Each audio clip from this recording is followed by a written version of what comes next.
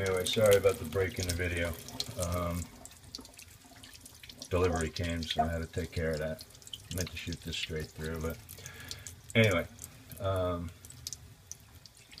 you want to get that real glassy feeling when you're skating the edge, the blade over the top of this. You work it a little while. You don't have to keep working it forever. You're going to keep working it until you feel some kind of suction. I think you're going to be disappointed. I mean, you know, maybe you're the kind of guy and you have that blade that gives you suction all the time, but this ain't that blade. That's all I'm saying. Alright. So,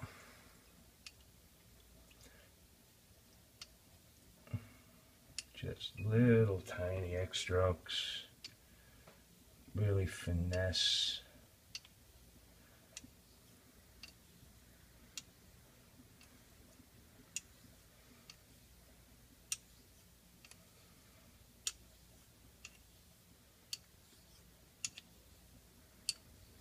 Pressure is way light. How light? I don't know. People say weight of the blade, less than weight of the blade. People say all kinds of things. I don't really know. I don't get crazy about it. Light. Very light pressure. I want to get some kind of crazy scale thing going so you know exactly. A waste of time. I know. You read stuff on the internet, so it must be true. Somebody wants to put their razor on a bathroom scale and, you know,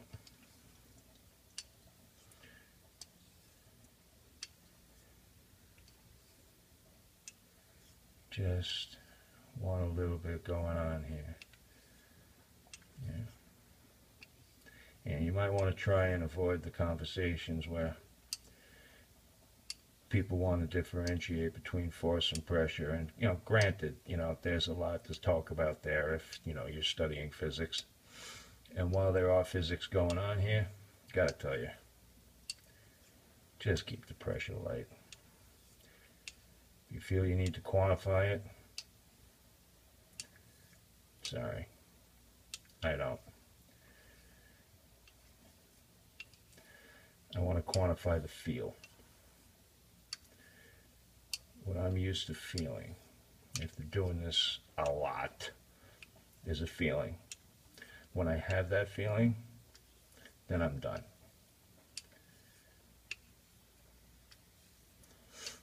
Hanging head test? No, not a fan.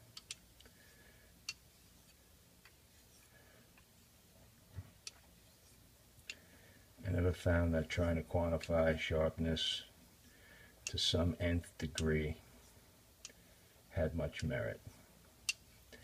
I'm either shaving or I'm not shaving. If I am shaving, I'm either liking the shave or I am not. I hone and I learned to hone until I got edges that I liked. Keeps me happy, keeps me sane, keeps me at arguments. Well, you would think. Really doesn't. There's always someone who wants to bait you into a hot-headed discussion about some sort of scientific principle that they're trying to apply. Personally, I think most of that is an effort to try and control something that they're not really good at.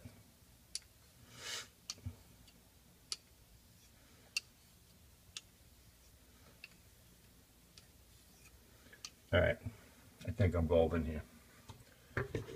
Alright, a little bit of water.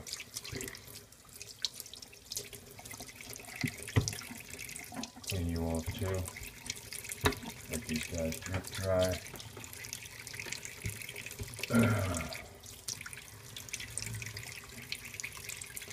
Be careful. Zip. Take the bulk of the water off there. Now, what I've been doing lately, I make these things. Here, let me show you. I make these out of fire hose, old hose, like way old hose. This one's from the 50s, like literally 1950, I think. And this was a wide hose known as an LDH, large diameter hose. Yeah, real tricky acronym there, huh? Notice the stripe. These stripes are indicators of the people that made them, like they own that stripe. It's like a copyright. I forget the brand. Not into brands.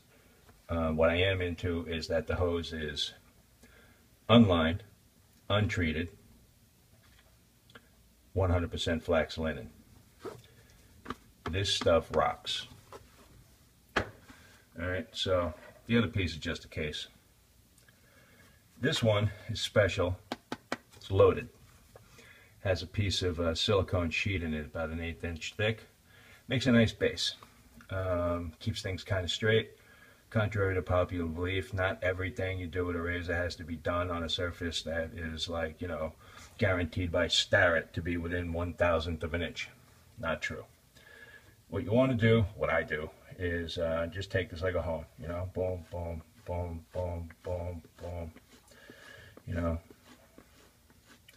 simple stropping.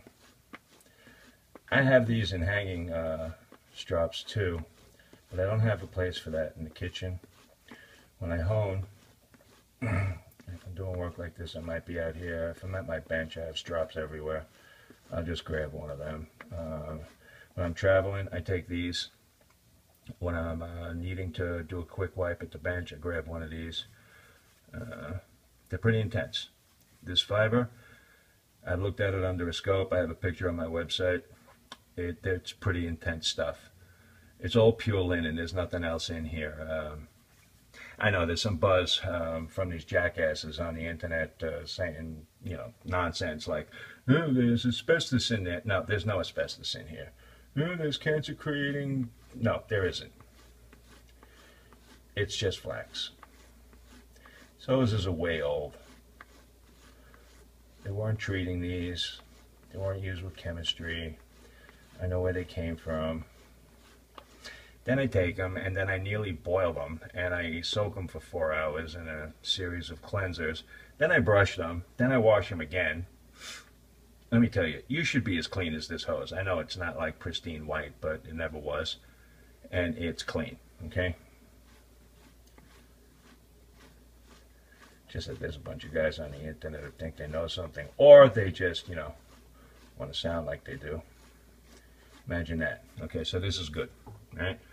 Now what I've done is I've cleared off any little particles left laying around that the paper towel didn't pick up. And this fiber helps to sort of push the edge into a nice place, you know, for your leather. You can shave on this, actually. I have.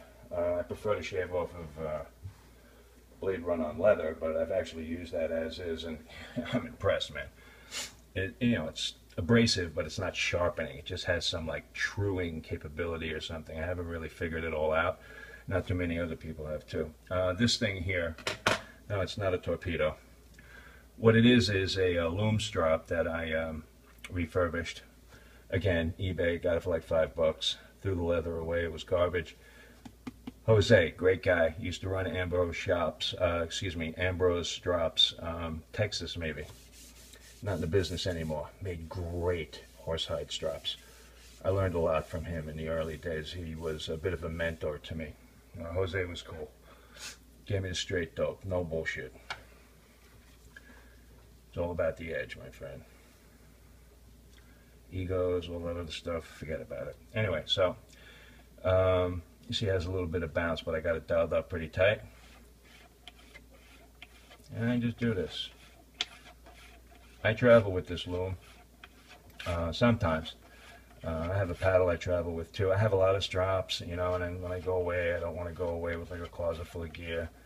So one day, one trip, I might take this, another time, I might take the little paddle. I'm probably going to change the leather on this one. It's a little beat up, a little dried out. Great stuff though. I forget what he said. The other side has a pattern to it. It was supposed to be for using diamond paste, but I don't like using diamond paste. I have some. And, well, you know, it's not on there, so you know how much I like it, right? Let me tell you, diamond paste, you want to kick up an edge to like an insane level? Man, 0.25, 0.1. Better put your ninja suit on, because you're going to need it. Honing with that edge is Like if you don't cut yourself, it's almost a miracle. We'll talk about cutting with no resistance. That'll do it. I get nearly the same effect from honing on J-nets. And I don't even dial my edges up that much anymore. I don't care. Max is great, but I'd rather be happy. And the amount of time it takes to get an edge there, be honest. Only when I'm really feeling like going there do I do it. For the most part, I create a nice edge that makes me feel good. It gives me really, really close, smooth shave. Again, it's all here. You can feel how the steel is reacting on the surface of the leather. When you start out, it's in one place, and then it goes to another place, and then it goes a little further along, and then you feel a stall. When you hit the stall, in other words, there's no change in the action, the bumples, or whatever you want to call them. I call them bumples, I know, highly scientific term. When they mellow out, they're always kind of there, but when they're pretty much gone, then you're just about done, all right? That's with this kind of leather. You know, if you're on a Kanayama cordovan, forget about it. Completely different feel.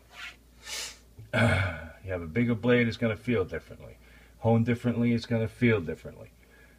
I'm doing this here and I'm saying these things, but that applies to this moment. Not everything, you know, everywhere, all the time for everybody.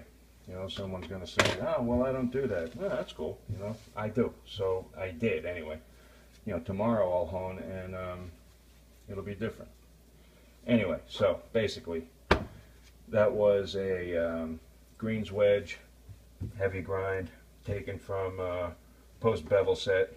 A little bit of refinement afterwards, the 3K, taken to a finish starting on a conical Les Lat and finishing on the hybrid side. A little tiny bit of soap at the end just to cheat, just to give me like a little bit of cushion, you know, just a little bit to ride, just a little tiny bit over the tops of those abrasive particles. Helps a little bit sometimes. Most of the time it doesn't. You can do it. I do it. I tell you the truth, if I didn't do it, I probably wouldn't notice. But I'm making this video, I figured I'd put it down there. I don't know what else to say. I guess we're done.